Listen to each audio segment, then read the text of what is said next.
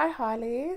How are you? I'm fine, thanks. How are you? This colour, Thanks. it's a bit of me. Thanks. I know you said when I showed you, Yeah, it was like, it's actually a bit of me. I might have to grab. It's on ASOS now. Yeah. Yeah, I might have to It's grab on, that. It's on sale. I think it was like £30-something. Okay. But the quality is pretty good. Is it a brand or is it ASOS? It is. I think it's YAS. I don't know if it's pronounced Oh yeah. But they always have like. They do things like tall this. as well, I think. I think so, yeah. But it's quite like I actually like the different textures. Like it's quite well made. Quite like it.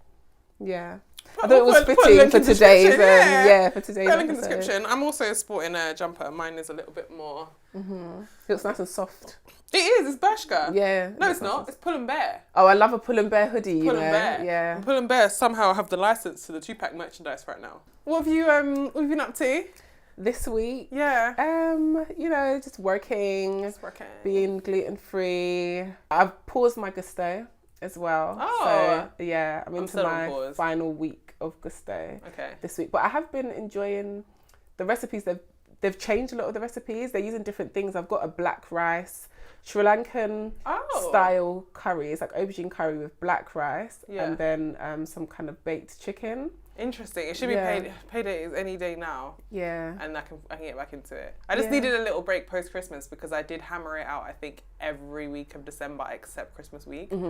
So I was like, I'm taking a break. So. I think I might be back in time for February, but.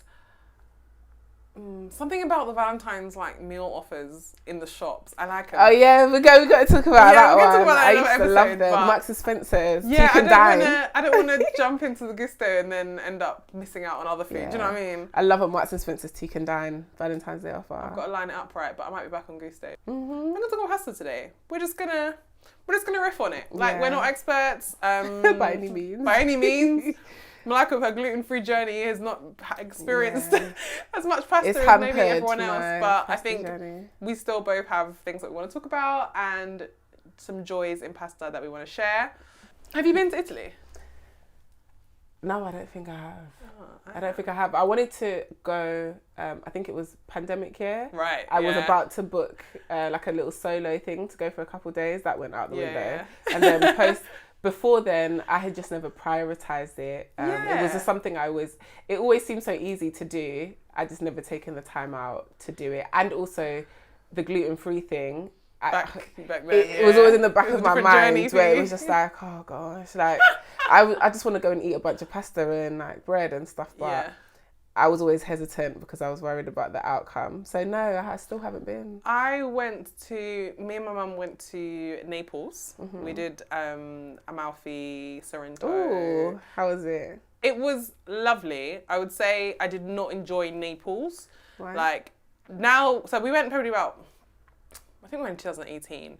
It's a little bit grotty, but again, when you're from London, you're used to it. But when you go on holiday from London, you're like, this isn't what I signed up for. I can go to New York every single day and I can see a rat running past me. I won't even flinch. I think I know some of why I came. I know this is a consequence of New York. I just did not expect that level of grime to be Naples. Yeah, I think with some of the European countries, there's a romanticization. 100%. That is part of the problem. They make it all seem so romantic, so clean, so picture perfect. It's like Paris, the Paris effect or whatever you call it. Yeah, and people go there and they're just like, what is this? The draw of Italy for us, me and my mum, we used to and still do these foodie trips. It was very much a foodie trip for us. So we were fine with what we experienced. It was just like, oh, okay, this is what it is. Yeah. Do you know what I mean? We're in London. Yeah. The tube has got graffiti. The train there's got graffiti on it. Whatever. We're in London. Cool. Let's just not relax our minds too much. And the romanticization of it, I 100% agreed to and give into was because I will ride to the ends of the earth for Eat, Pray, Love. Oh, I I love that movie. I'm not gonna lie to you. I love that movie. Love that movie, and I wanted her experience. Yeah. Okay, maybe not the whole falling in love and living there or whatever. Yeah. I mean, I do want that experience in my life, but I was like, she's been here. Yeah. This is the story. And Michelle, the pizzeria, the place that she goes to in the film, and just seeing the landmarks that are in the film. And yes, the romanticization of it from the perspective of look beyond what you're looking at. And, imagine Julia Roberts walking down the street. Yeah. But then also just being like, oh, this film has been such a massive part of my life, so I'm grateful to be here, kind of thing. Yeah, I think the romanticization and also the the strength of the Italians to be like, we are the best at food, at pizza, at pasta, at bread, keeps people going. Yeah, yeah. Like, it keeps people going. And it wouldn't... Culturally, they're very strong. Very strong. Italian culture is very... Very, very strong. And yeah. I think I give them props for that. Like, I give them props for that. It's, you know, it's kind of like a catch-22 when you ride so hard for your culture that you don't let anything else in. Yeah. But the pizza, the pasta, the bread... Yeah. Yeah. They got it. Yeah. They got it. Bellissimo. Bellissimo. They have absolutely got it. And the pastries, just generally, anything, sorry Malika, that they do made of flour. They know. Sounds like hell. They know what they're doing with the kernel of wheat. Yeah. They know what they're doing with it. And it's amazing. And when we were in Italy actually, and they're all still up there if you want to go and have a look, I'll link them below, but I was still active in my food blogging days, taking pictures of everything, like through the shop windows, because the nonnas are in the window making things and sitting outside, and the brick pizza ovens and all this kind of stuff. It is a beautiful, beautiful, beautiful place to experience for the food. And I would absolutely recommend it. But Italy as a place and as a people are very particular about what comes from where and what you do with what ingredient. Yeah. So today we're going to talk about some of that from our Jamaican English perspective. We just want pasta. The pasta, yeah. And just pasta. Like, but there are rules. Like, there are rules. There are not only are there rules, but there are regional rules. Like, there are rules, and we're not. Do you know the rules? Oh no, we're not. I was gonna say this is just that is the preamble to say. Okay. This ain't that. Okay, fine. This ain't that. This is just our. We're putting cream in our carbonara. No, joking. I'm joking. No, they're not. Oh but my god, we're not. I mean, if that's what you like. If you like it, I love it. Yeah. You know. But I'm not. We're not doing that.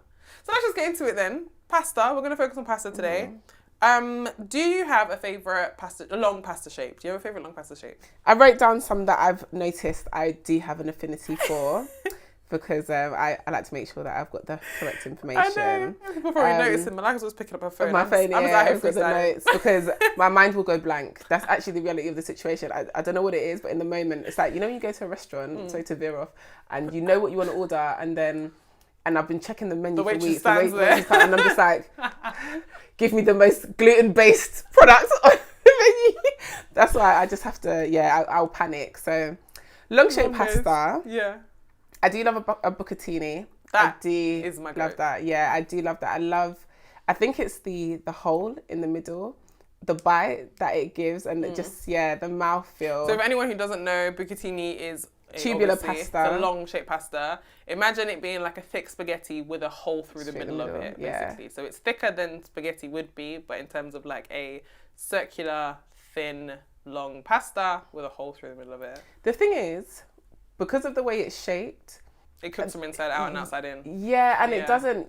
You don't get like the sauce all the way through. No. But there's something about that I like because I think I actually do like pasta. It's just that my gluten-free journey has hampered my relationship with pasta. So my only experience of it is with fresh pasta. That I just love how it tastes. So I love that. Bucatini is, I think, now you've said it, if I see it on the menu, if I know it's available, I'll always order it because I guess it is so rare. Yeah, it's not a popular one it's not here so popular. Anyway. The place that is near me, which actually won an award that we went to, place?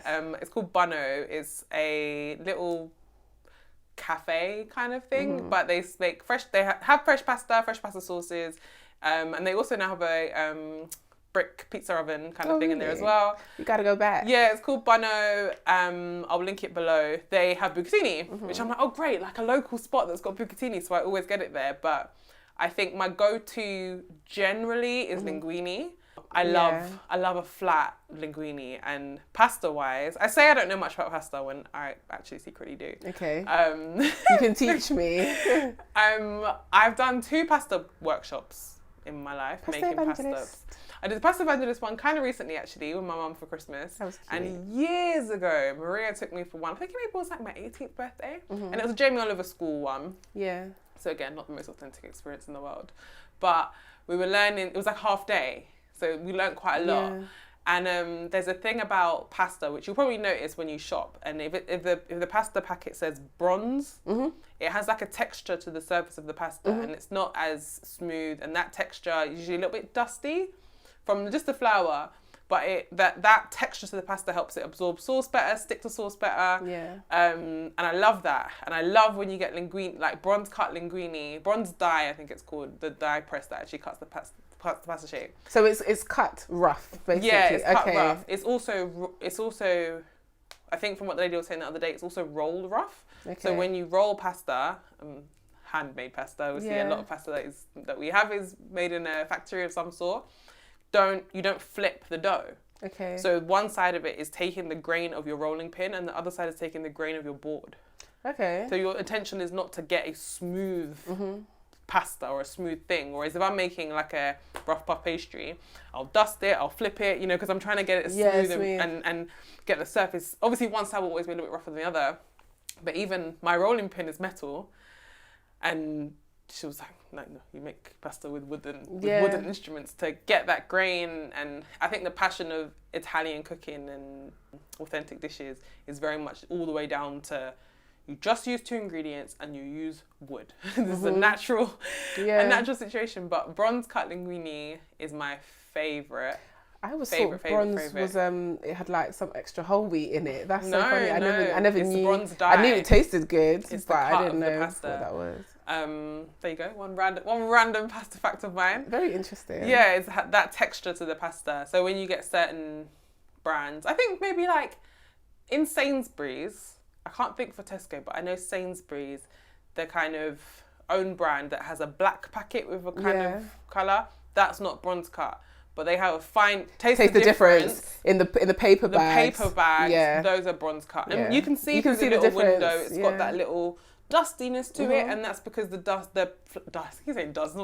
flour is actually able to. It's in those little grooves, whereas on the it looks like plastic. It looks like plastic. So that's just a difference. If you're wondering, one random little fact. Lovely. I do like linguine. Yeah. I do like a linguine. I also like pappardelle. I do like it with a very basic. The little crinkle one. No, pappardelle it's flat and it's quite wide. But not wider than tagliatelle. Yes, I believe it's wider than tagliatelle. Yes, you're right, it's like ribbons yes, of pasta. Yes, I like that with very simple. We can talk about sauces in more detail, but like I don't know if you ever have a craving or have ever had a craving for pasta. Like you just want pasta. If I have a craving for pasta, my sauce is pesto. Okay, I like it when it's like butter or like sage with lemon. Pasta, is it alioli? Yeah.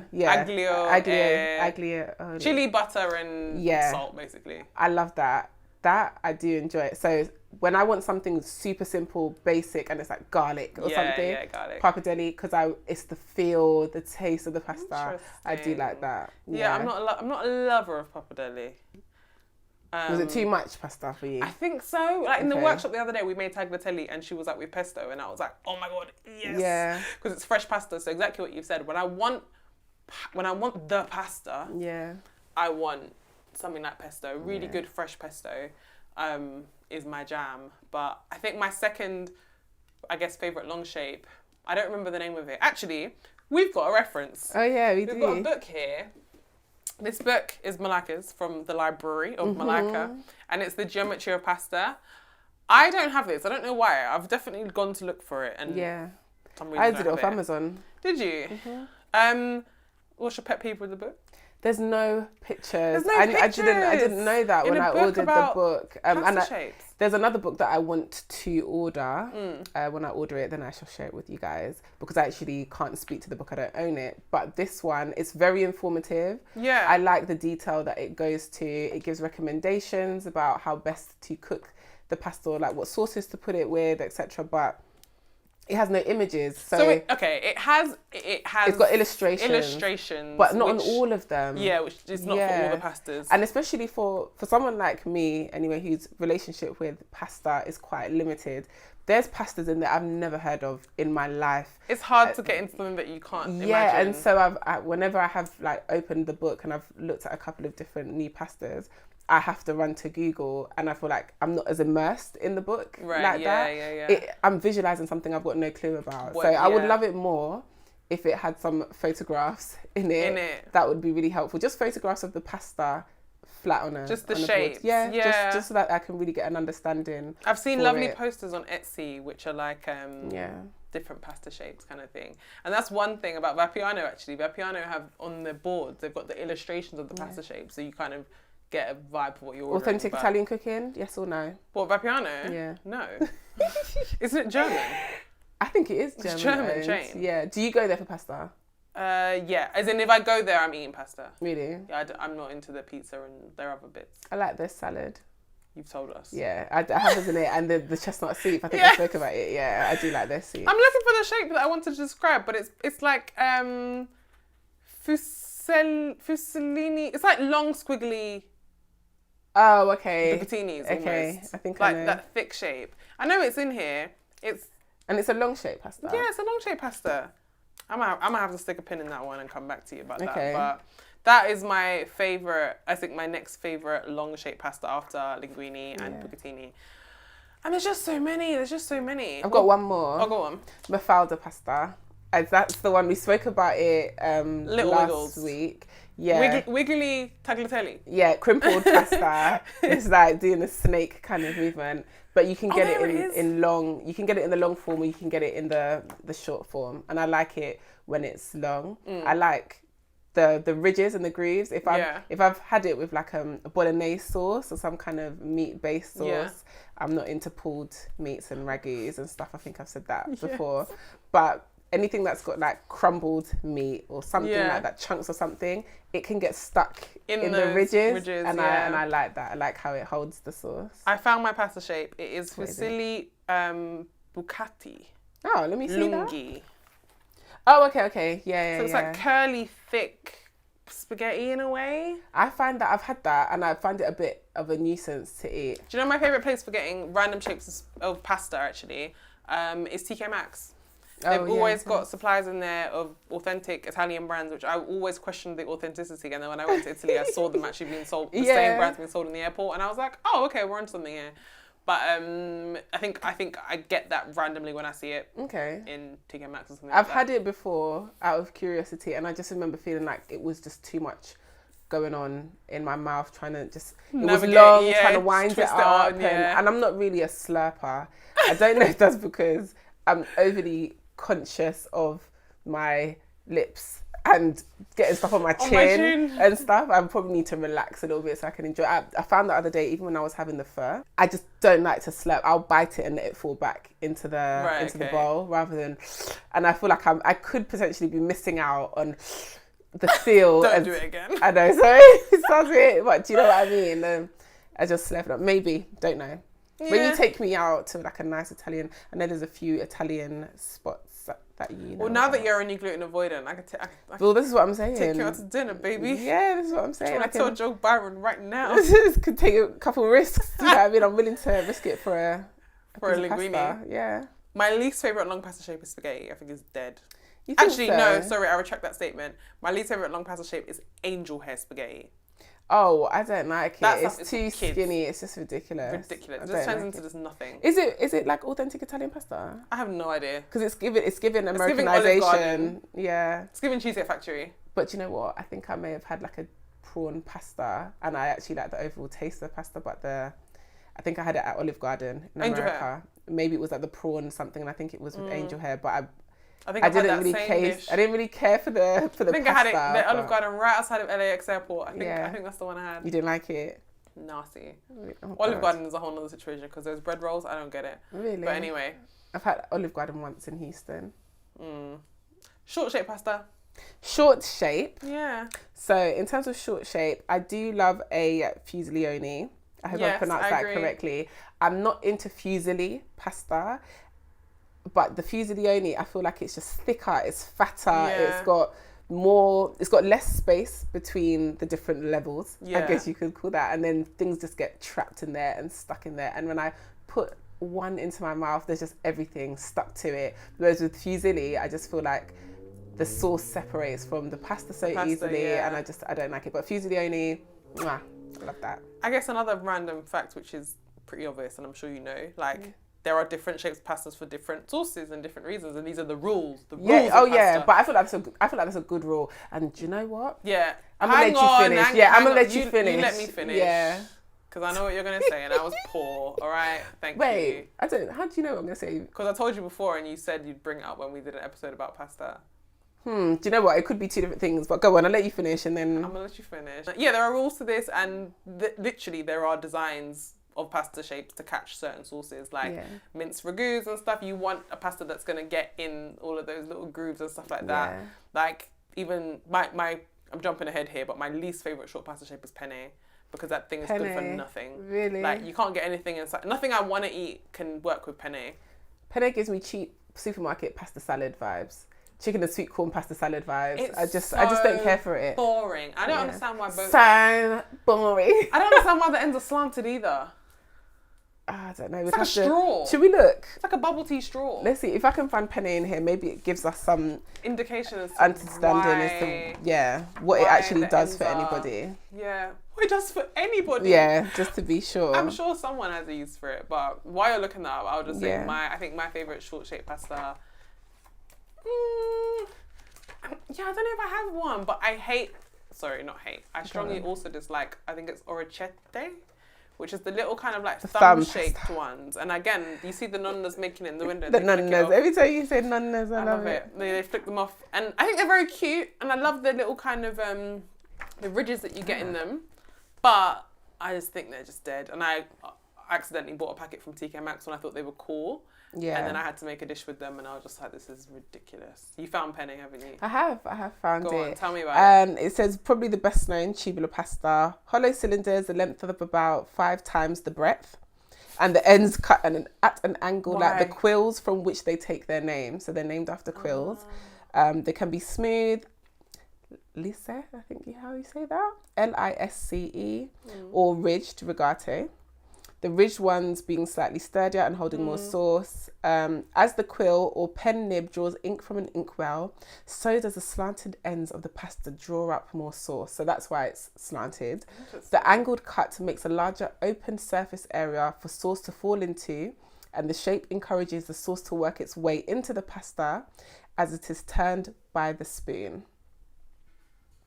So, never had that experience. Right, okay, so basically it's named after a quill, like a pen quill. Yeah, I'll accept that. And it's cut that way so that makes sense. So it can hold more sauce. It's a tubular pasta. But it doesn't. So are you sure you're making it correctly? Well, I don't make it, but if I've ordered it, I'm just like, it doesn't do that for me. Yeah. But maybe it's because like, again, it probably goes down to a very particular sauce. In my head, I feel like it goes with tomato-based sauces. Yeah. And arrabbiata. Yeah, but I like my tomato-based sauces to be meaty. So I get the sausage is not going to climb inside the penne. Versus with my, what do I call it? Fusilli, the long one. Yeah. And twirl that, and I'm getting a bit of everything. Penne is a stab.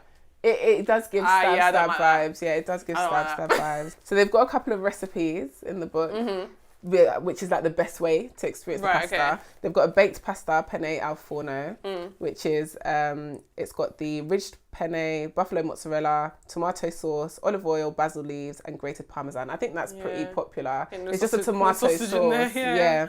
They've got the penne al arrabbiata, spicy tomato sauce, very common. which is basically the al forno with a bit of spice in it. And then they've got penne al sugo di coda, sauce from the oxtail. So this is sounding like an ragu. This is not a bit of me. This is not me. Yeah, this is not a bit of me. But apparently this sauce is also good with bucatini casserise, which I don't mind a bit of that, if I'm being honest. Okay. Gnocchi and a cup of spaghetti, tortiglione, strozzopetti. Gnocchi, is gnocchi pasta? Yes, essentially, right? Essentially, but did it come up in my even thoughts of being a short pasta shape? No. No, gnocchi, in my mind, it's a completely different thing. Potato. It's potato flour. Let's see if it's in here too. Oh, yeah. Gnocchi begins with a G, isn't it? So I've got to go back. Is that book in alphabetical order? I didn't even realise. Is that book in alphabetical order? I didn't even realise. GN, there it is, gnocchi.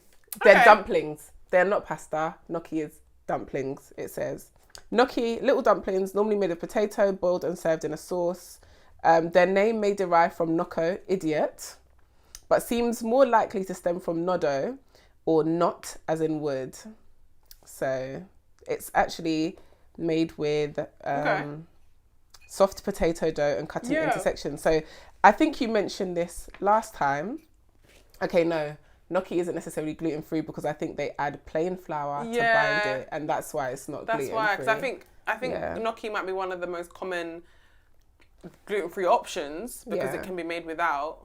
I think gnocchi might be one of the most common gluten-free alternatives because of the potato base, but I think you do have to be careful. Yeah. There's one that I sell in the supermarket. The brand escapes me, but it was a pandemic favourite of me and my mum's. Why were you buying gluten-free gnocchi? No, not gluten-free, just gnocchi as a whole. Fresh gnocchi from in the fridge section. Yeah. And we were pan frying it.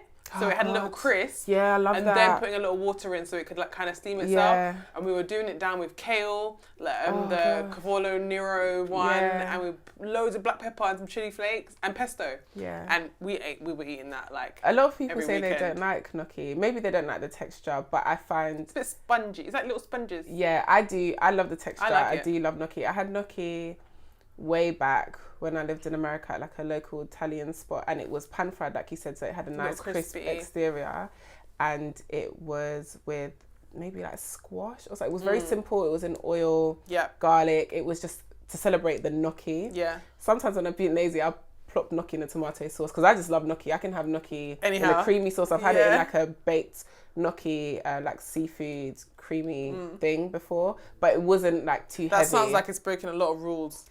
No, it was in America. It was seafood all up in the gnocchi. I think I was in Philadelphia for the weekend and I had it and I actually really enjoyed it. Okay. But it's something you can only have a small amount of because the gnocchi's quite filling, heavy. It's very the cream filling. Sauce, the bits of lobster, the prawn, and the cheese on top. It was gluttonous. This sounds like it breaks a lot of rules. I know, Italians, please. I had it in America, but it was good. I like that. Okay. Actually, they've got a gnocchi in the book, but it doesn't have. I guess the hard line was the seafood with the cheese, yeah. But they've got a gnocchi here with gorgonzola cheese, cream, gorgonzola, nutmeg, and some lightly roasted walnuts. So that sounds lovely. You know who's got a gnocchi recipe which is currently doing the rounds of virality? Really? Ruby Tando. Mm-hmm. She's got a recipe. I think it's in her book Cook As You Are. Mm-hmm. But she also basically did it as a New York Times column, I believe. So that's how it reached the actual masses. And it's this gnocchi chili crisp. And I'm yet to make it, but gnocchi chili crisp? Yeah, so it's the same kind of the gnocchi itself is the crisp. It's pan fried, but then it's some kind of chili situation. Every time I hear chili crisp, I think of Asian food. So no, I don't think it's that kind of vibe. But I will double check and I will make sure there's a lobster knows. pasta in here. Linguine lobster pasta. After everything I had to say last week about lobster, hey? No, I never said I don't like lobster. I said I don't like the lobster when it's hanging out of the tail shell. Whoever's taking Malaka on the next date, remember, she doesn't like nice things. I do like lobster, but I do think it's a bit overrated. I think my only other short-shaped pasta, there's a couple. Radiatori. I've had that a couple times. Yeah. It's it almost looks like fusillione, but it doesn't close.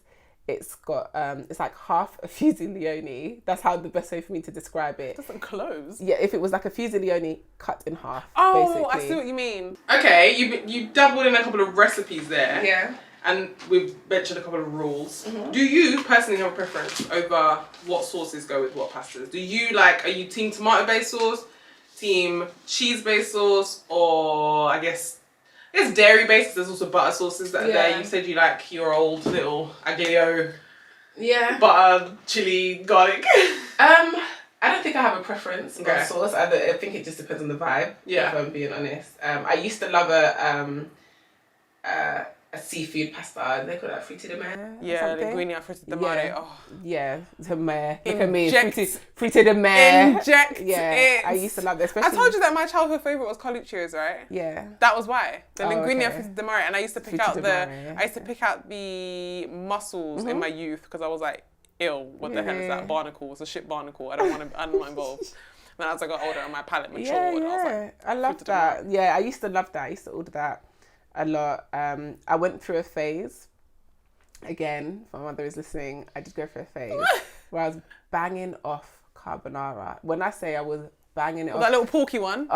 Little porky carbonara, yeah? So there's a place, I literally had to Google to make sure that I found it on Stroud Green Road that my mum used to take. Me, my mum and my cousin, we used to go there. So back in the day. She knew?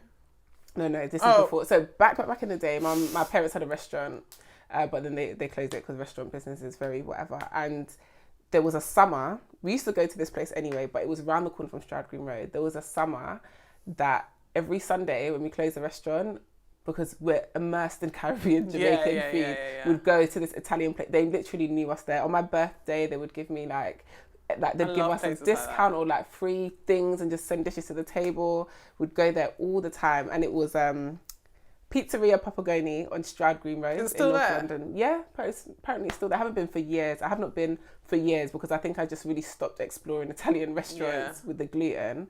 But yeah, I used to get the frita di mare when I was there, and we'd get the bruschetta, we'd get the tomato mozzarella salad, we'd get a pizza, we'd just share and all the stuff.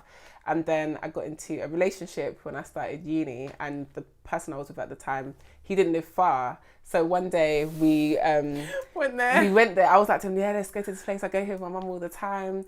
And we went there, and on that day I decided to order a carbonara. I don't know why. I just thought, let me order the carbonara.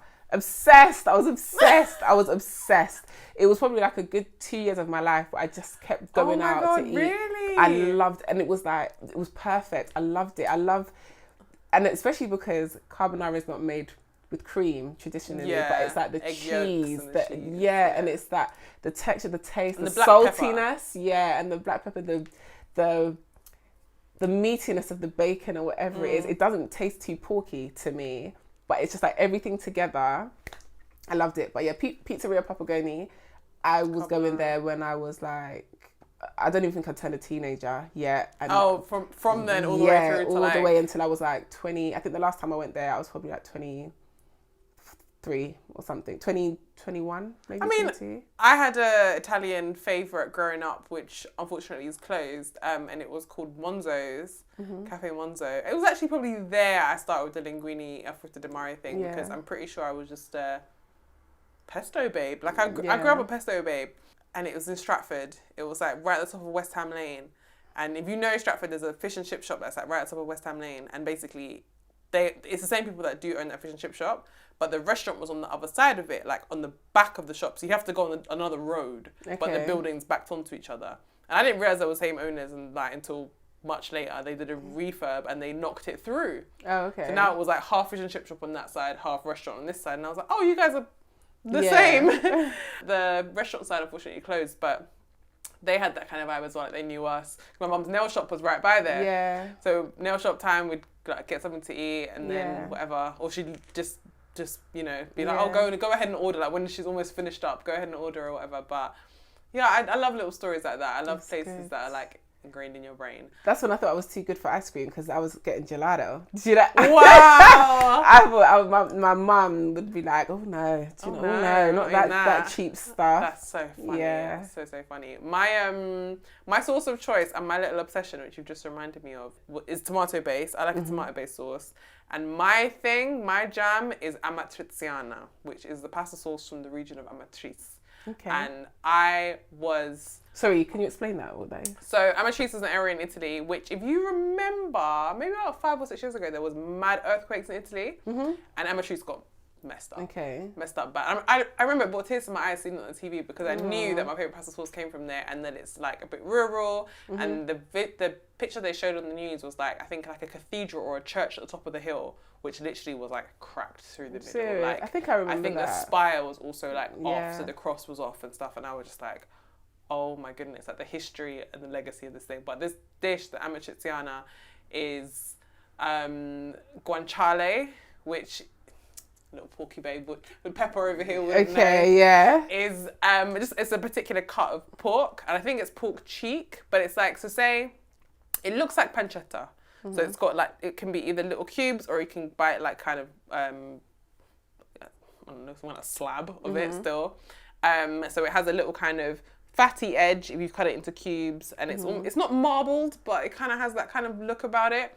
And it's that particular cut that should be used at Matriciana. So when I make it at home, I typically use pancetta because that's what you can get in the supermarket. But if I had time to go to like Lena stores or like a deli or something, I'd want guanciale. But anyway, that's all it is that pork, tomato, chili, garlic. I think that's it. So it's a spicy tomato sauce with a bit of pork cheek? Yes. Okay.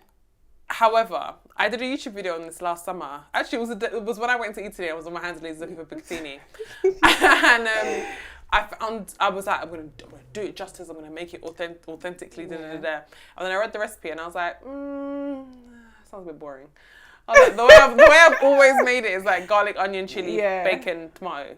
A little bit of salt, a little bit of sugar because you use tomatoes rather than tomato sauce. So you need to cut the acidity and then the saltiness. But I think the real way is just onions, bacon, or pork, tomato, pasta. But I love it. And my story, it's less of a relationship story, but I do remember being in a relationship. It was when I was working at John Lewis in Westfield. Yeah. And downstairs from John Lewis in Westfield, I think it's still there, but they've moved around a couple times. It's Pasta Ramoli.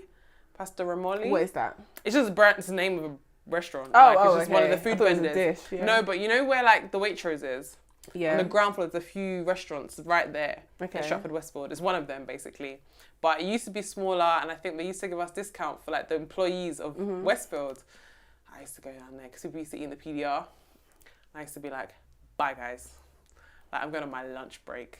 And I used to get this massive portion of linguine and matriciana for like £5, which at the time was probably an hour's worth of me standing on the shop floor. Yeah. But it was worth every penny of it. And I used to eat it in the restaurant like I was Lady in the Tramp. Oh, please. And meanwhile, I'm looking at my watch like, hey guys, I've only got 15 minutes. Can you please hurry up? But then some days as well, if I did an early Sunday shift, I'd get a takeaway and eat it when I got home. And some days I'd be coming home from uni and I'd just stop there just to eat it and come back because I was at uni at North Greenwich. I'd stop off at Stratford and then get back on the train and go home. Oh, pasta ramoli and me. Lovely. Handshake. Yeah. Handshake emoji, handshake emoji. Do you know what shop I do like? It's not a restaurant, but it's like a... do they have a restaurant? I don't know. They might do. Latua Pasta. They're in Borough Market. They've got a stand and they've got like a fridge full of fresh pastas. And they do really nice pasta. I think I got truffle oil from there. Maybe. They got a deli bit as well. Potentially. I don't remember, but I feel like they have, it's like a stand and they serve Latua pasta in like Waitrose. Oh, right, and right. Kind of no, stuff. I don't know it. Turns out they do have a restaurant, but I wouldn't know. On Borough Market? Yeah, they've got one in Borough Market. It's like black and the name is in white. Oh, okay. It's very simple design, but What's I like the one that's pasta? At Borough Market there? Oh, Padella pasta. Oh, Padella, Padele. Yes. Padella. You have to queue to get in there. And one day I think I had a half day off of work, or my friend had a half day off of work, and so for some reason it was like, I can get in the queue, can you get there? And I was like, yeah, I can get there. And I met her in the queue, and she was like the first person for the evening sitting, because I think they have that thing where they shut at 3 and reopen at 5. Yeah. And she got in the queue at like 4:30, and then we got in at like 5:15, and we were like, yeah, we're in. You like queuing for food, innit? Because I feel like you. Oh, shut up! I feel like you said something about about Dishoom. Yeah, it's like a thing for you. Well, back in the day. That was like, I don't want to do it, but if the circumstance was right, I would never have like finished work at normal time and been like, I'm gonna wait. Okay. Knowing that I was in the queue before it even opened, and that I'm gonna get a seat. I'm like, okay, fine. Like if I didn't get in the first sitting, I would just been like, we can probably go to like somewhere else in Borough and get something. But side little tangent there of good places to eat pasta. Another good place I've had with Selena again, I think, is Bancone, which is right by Trafalgar Square.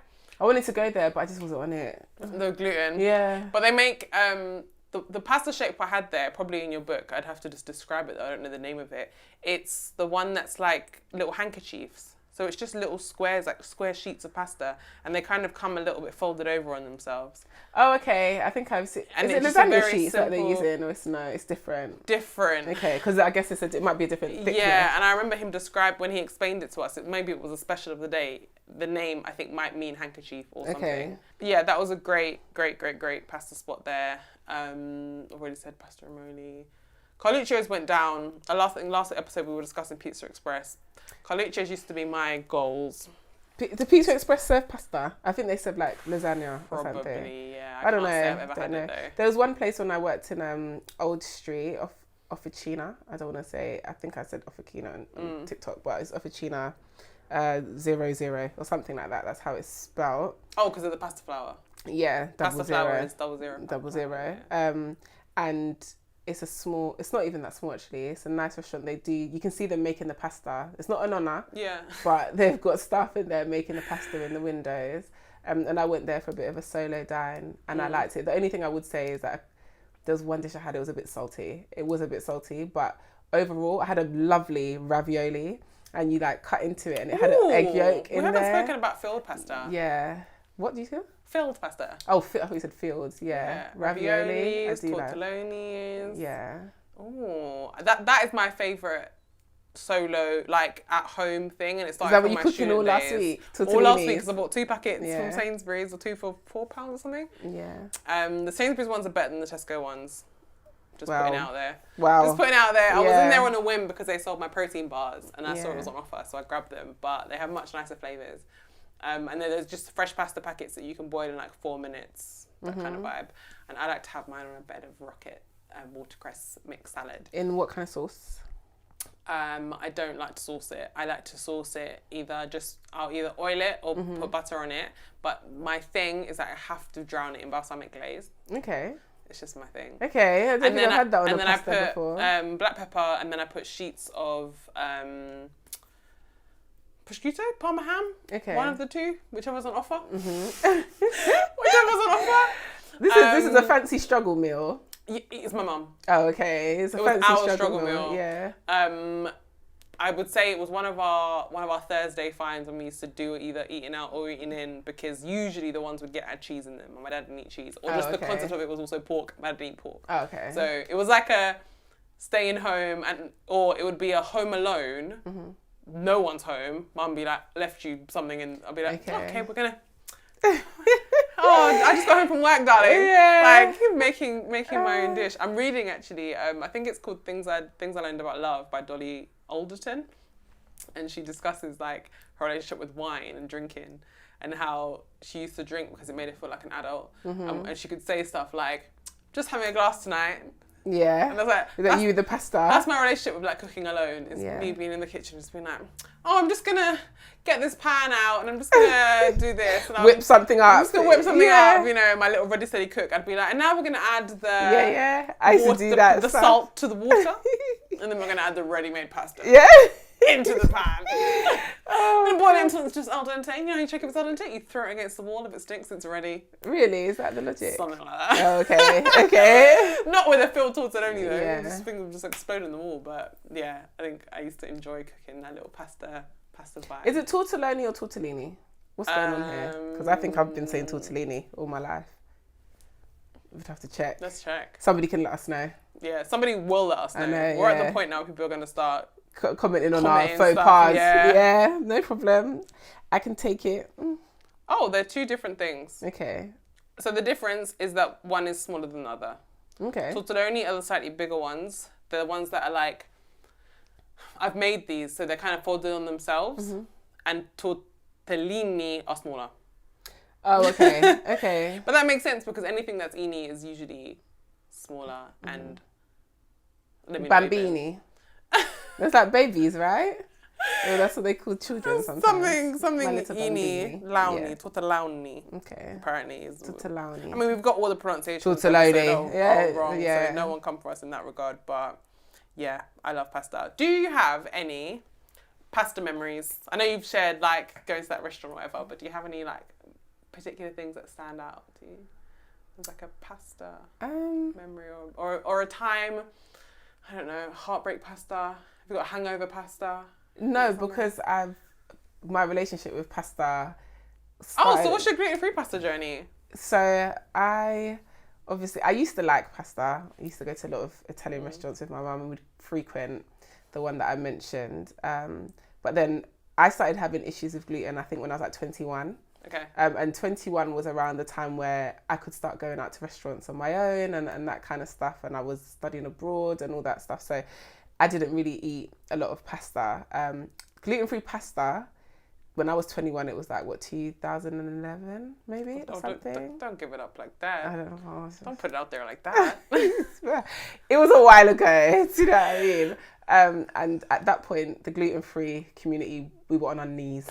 Like, we were really struggling. Gluten-free pasta was horrendous. Yeah. It was horrible. And so pasta was just something I quickly started avoiding, if I'm being honest. It's recently, over the last few years, where they've really started to put some product development and science behind gluten-free products and gluten-free pasta. And vegan. So, yeah. I think you have the vegan community to thank for that. You think so? I think so, because I think as being vegan became so, I guess, like, trendy and a choice, people decided to also choose to be gluten-free. Yeah. The investment was different. They chose to be both. People that just want to be a thing, people who just choose to be gluten-free and vegan, I don't know what is wrong with those people. But I think that's where it came from. And I think, all right, well, thanks, vegan community. Yeah, I respect you should thank them for something. Of course. All you be doing is on here hating on them. No, it's not true. But I kind of avoided pasta for a while. And then the gluten-free pasta shapes was spaghetti, penne, fusilli, and it was never bronze. I'll tell you that for free. It was never bronze. It just always looked like bits of plastic. They use a lot of corn, rice, and sometimes the corn content is so high that it's like just yellow. Like bright yellow. I would still have like the spaghetti from a couple of supermarkets every now and then. But now I've started eating a bit more pasta. There's more shapes and there's like actual respected big brands that are going into gluten. Whereas before it was like Tesco, Sainsbury's, Free From. That was about it. So products. I think I shared one last week or the week before. The sausage, the one that you tried to make. So that was Garofalo brand, and they've got Mafalda Corta pasta. Right.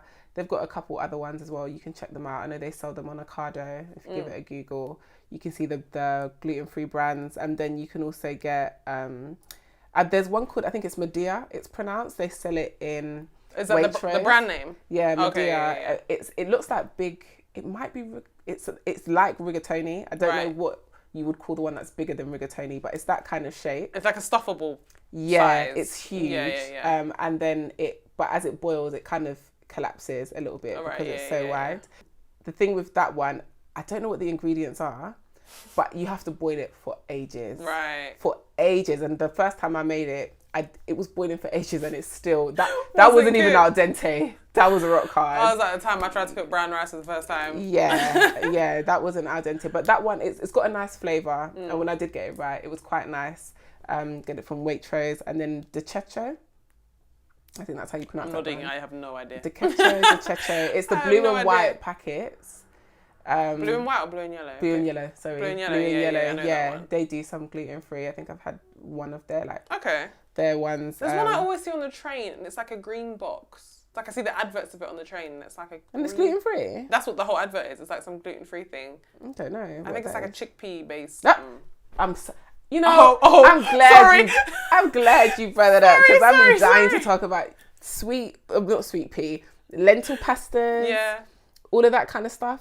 Horrendous pea pasta. Yeah, pea pasta. Horrible. No, okay. Horrible. Sorry, I tried them. Horrible. Sorry, I mentioned chickpea pasta. Horrible. I think it's chickpeas. It's not a bit of me. Okay. It's not a bit of me at all. At one day, the texture. Right. It was weird. It was grainy. I just didn't like how it boiled. I did not enjoy it.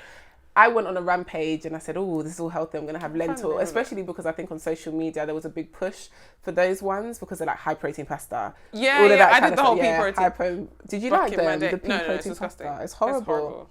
Absolutely horrible. And I don't like to, it really pains me when I have to throw something away. It's this brand, Zenb.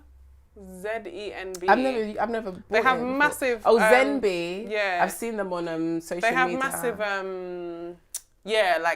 they have a massive marketing budget, let's be real. I don't know about everything else. I haven't tried it. So yellow pea pasta. Gosh. Yellow pea pasta, I think, is the one that they're always pushing the most. Honestly, do you want me to be honest? Yeah. Sounds awful. It sounds awful. I'm not on it. The chickpea pasta, red lentil pasta thing that I did. Yeah.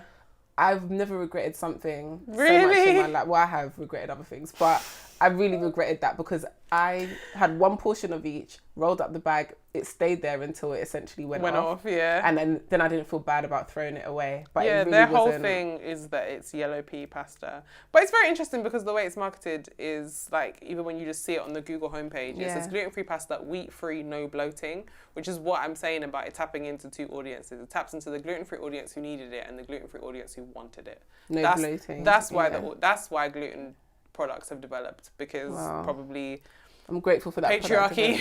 God, patriarchy told the women that we're not allowed to bloat or be any puffy around the middle, which I think is why a lot of people have chosen to go down more of a gluten-free. I would never do gluten-free life out of choice, because when you start eliminating things, when you do, you can give yourself intolerances like that. If I could eat gluten freely, I really would. But my body said no. The whole point, like you probably know it's better than me, but being a celiac means you literally do not have the enzymes to digest it. Yeah, no, you're breaking your organs. Yeah, you literally do not have the enzymes to digest it. So for you to choose to not eat it, like, just for fun, your body's still producing its enzymes. They don't have anything to eat.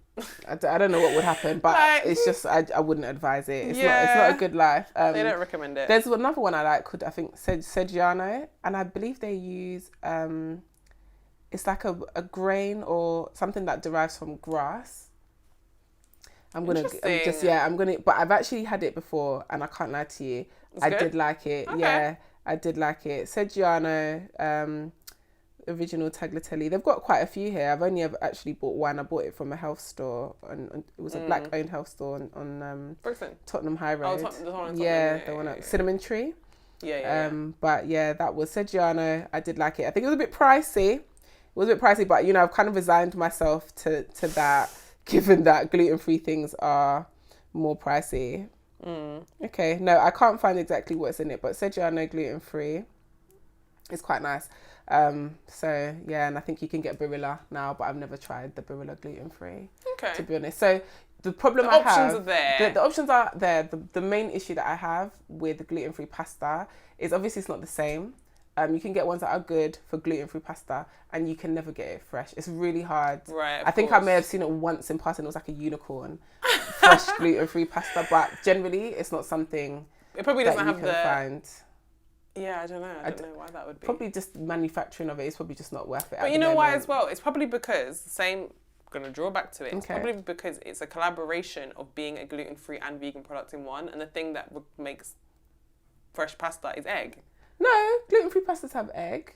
No, but I'm saying fresh. Oh, okay. The reason you're probably not finding it fresh as a dough is because it's probably not a dough. It's probably a water-based mix that will dry out quite quickly. So it will turn into dried pasta. I don't know, but if anybody out there wants to This is me assuming. Wildly. Wild assumptions and accusations. We've got the claw back. I'm talking out. Yeah. But no, if I could get gluten-free fresh pasta, there used to be a gluten-free, and I'm not even going to mention the name because it closed down. But it was a gluten-free pasta restaurant.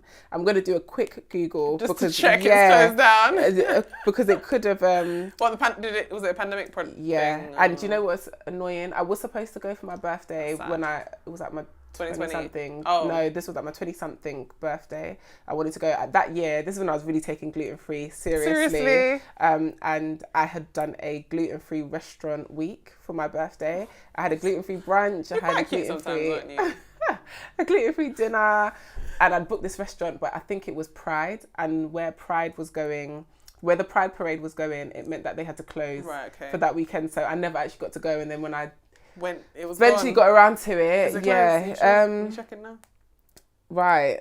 See on Google where it says permanently closed. Yeah, no, it's not. It's not there. It doesn't even come up. It used to come up at the top, but that was the only gluten-free pasta restaurant. That was going on. There is the Experience. I think we spoke about. No, we're not going back down that road again. Do you know what I'm talking about? Yes. Yeah. The gnocchi. Yeah, it's that dead gnocchi. But I don't think they do pasta dishes, but they are gluten-free. Okay. Well, that was a nice little roundup of our pasta experiences. Yeah. I know more things about pasta, but we'll revisit this one day. Yeah. Let us know on the poll on this episode your favourite pasta shape, be it long or short or filled or whatever. Mm-hmm. One thing actually I think we need to put a little bit of respect on is spaghetti hoops. Girl. Wait, sorry? I just spaghetti hoops, but you don't like spaghetti? Tin spaghetti hoops. Is that what you're talking about? It's completely different. I haven't had them in probably 20 years, but... Back in the day, with a bit of egg and bread, yeah, it was great, but... Are you serious? There's a couple of things that you keep bringing up in my spirit that you've made me actually want to eat. And I think your disgust for it makes me want to do it even more. So you're going to have the tin one of them is spaghetti hoops now, and the other one is lemon chicken. Because when I listen back to the episode and the disgust that you had for lemon chicken, Manchester lemon chicken ready meal... Yeah. If you like it, I love it. Do you know what I mean? But you were talking a lot of stuff for someone that turned around and said... Don't eat chicken chips. The lemon chicken from the fridge at the supermarket. I just think it's a bit... I just think it's a bit nuts. The battered chicken, I just think it's a bit nuts, honestly. Okay. All right. Sorry that you can't enjoy battered things because you're gluten-free. I can. But anyway, why would you go from the Chinese restaurant? Thank you so much for listening to this episode. Thanks, guys. And we will catch you in the next one. Let me know if I said anything wrong. No, don't, because we definitely did. All the pronunciations and everything. All over the gaff. I tried my best. Bye, Malika.